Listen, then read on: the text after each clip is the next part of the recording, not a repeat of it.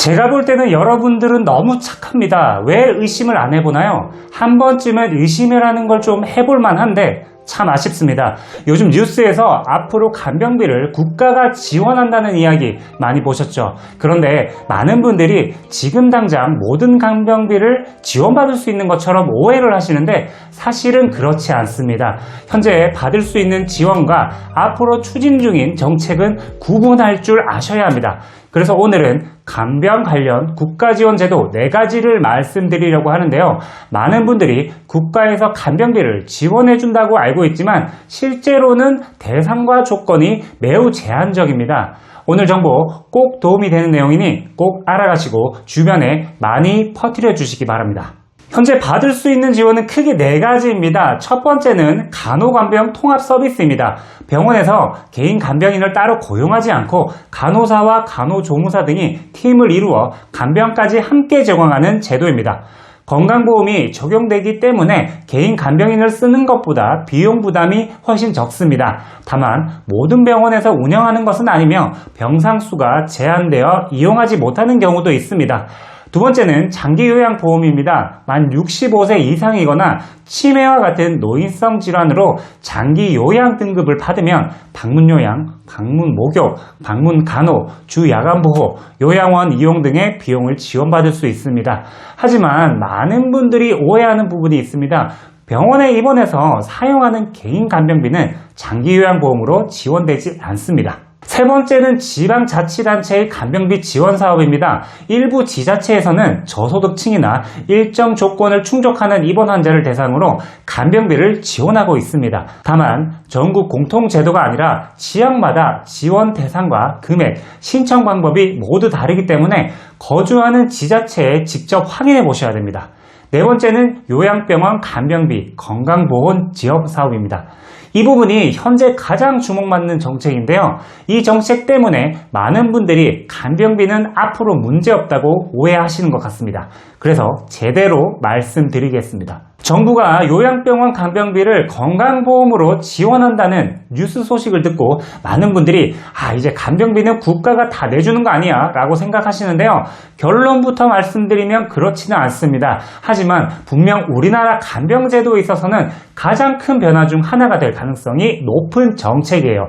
그런데 많은 분들이 궁금해하시는 부분이 있습니다. 왜 일반 병원이 아니라 요양병원부터 시작하는 걸까요? 이유는 간단합니다. 간병비 부담이 가장 큰 곳이 바로 요양병원이기 때문입니다. 일반 병원은 수술을 받고 며칠 또는 몇 주 입원하는 경우가 대부분이지만 요양병원은 수개월에서 길게는 수년 동안 입원하는 경우가 많습니다. 특히 치매, 뇌졸중, 후유증, 파킨슨병, 외상 환자처럼 치료보다는 지속적인 돌봄이 필요한 환자들이 대부분입니다. 즉, 간병이 가장 오래 필요하고 비용 부담도 가장 큰 곳이 요양병원이기 때문에 정부도 이곳부터 지원을 시작하려는 겁니다.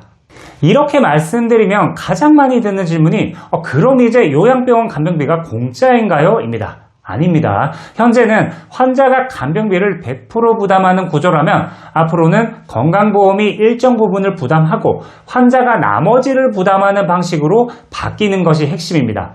예를 들어 한 달 간병비가 300만 원이라면 지금은 300만 원 전부를 환자가 부담하지만 건강보험이 적용되면 건강보험이 적정 부분을 부담하고 환자는 일부만 부담하는 형태가 될 가능성이 큽니다.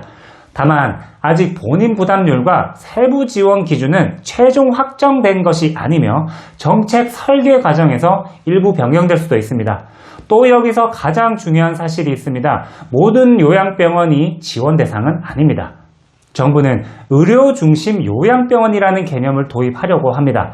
쉽게 말하면 의료 인력과 시설을 충분히 갖추고 의료적으로 관리가 필요한 환자를 제대로 치료할 수 있는 요양원부터 건강보험 지원 대상에 포함시키겠다는 것입니다. 따라서 전국의 모든 요양병원이 자동으로 대상이 되는 것은 아닙니다. 환자 역시도 마찬가지입니다. 자, 모든 환자가 지원받는 것은 아닙니다. 정부는 의료 피로도가 높은 환자부터 우선 지원하겠다는 방침입니다. 예를 들어 중증 환자나 의료적 처치가 많이 필요한 환자가 우선 대상이 될 가능성이 높습니다. 반대로 단순히 연세가 많거나 거동이 불편하다는 이유만으로 모두 지원되는 것은 아닐 수 있습니다. 자, 그렇다면 언제부터 시행되는 걸까요?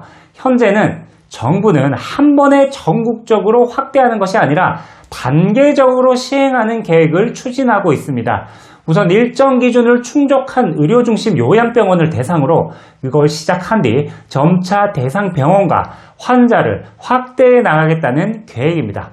결국 시간이 지나면서 혜택을 받는 대상은 늘어날 가능성이 있지만 당장 모든 요양병원과 모든 환자에게 적용되는 정책은 아닙니다. 또 하나 중요한 점이 있습니다. 이 정책이 시행된다고 해서 간병 문제가 완전히 해결되는 것은 아닙니다. 첫째, 모든 요양병원이 대상이 아닙니다. 둘째, 모든 환자가 지원받는 것도 아닙니다. 셋째, 건강보험이 적용되더라도 본인 부담금은 남습니다. 넷째, 일반 병원에서 개인 간병인을 사용하는 경우까지 모두 지원되는 것은 아닙니다. 결국 간병비 부담은 줄어들 수 있지만 완전히 없어지는 것은 아니라는 뜻입니다. 그리고 정부가 이 정책을 추진하면서 가장 크게 고민하는 부분도 있습니다. 바로 건강보험 재정입니다. 간병비를 건강보험으로 지원하려면 막대한 재원이 필요합니다. 여기에 간병인 인력 부족 문제도 해결해야 되고 의료중심 요양병원을 얼마나 확대할 수 있을지도 중요한 과제로 남아 있습니다. 그럼에도 불구하고 이 정책은 매우 의미 있는 변화입니다. 우리나라는 이미 초고령 사회에 진입했고 앞으로는 병원비보다 간병비가 더 큰 부담이 되는 시대가 올 가능성이 높습니다.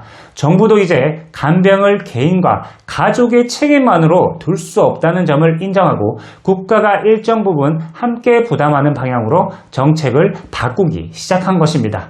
다만 여기서 절대 오해하면 안 되는 것이 있습니다.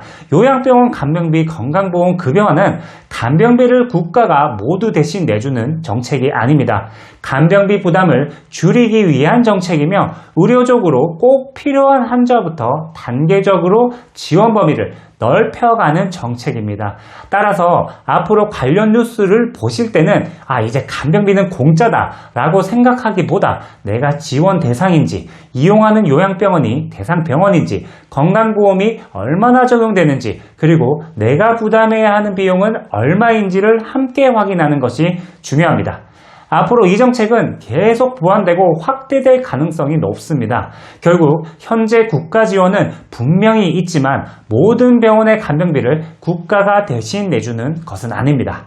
결국 앞으로의 방향은 국가가 일부를 부담하고 개인이 부족한 부분을 준비하는 구조가 될 가능성이 높습니다.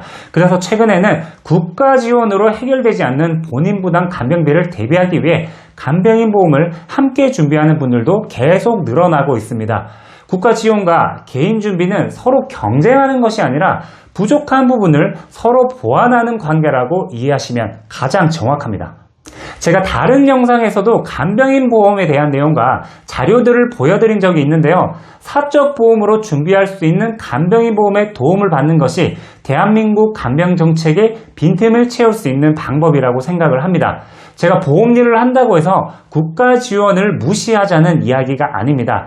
받을 수 있는 국가 지원은 반드시 받으셔야 됩니다. 다만 현재 제도만으로는 모든 간병비를 해결하기 어렵기 때문에 내가 부족한 부분이 무엇인지 확인하고 준비하는 것이 가장 현실적인 방법입니다. 간병인 보험은 국가에서 지원하는 간호간병 통합 서비스 일당뿐만 아니라 요양병원 그리고 일반 병원에 입원해서 간병인을 사용했을 때 좋은 보장을 받을 수 있거든요. 상담이 필요하신 분들은 직통으로 상담할 수 있는 번호가 있고요. 영상 하단에 카카오톡 상담을 할 수 있게 링크도 남겨놨으니 클릭하시면 됩니다. 오늘 내용이 도움이 되셨다면 구독과 좋아요 부탁드립니다. 감사합니다.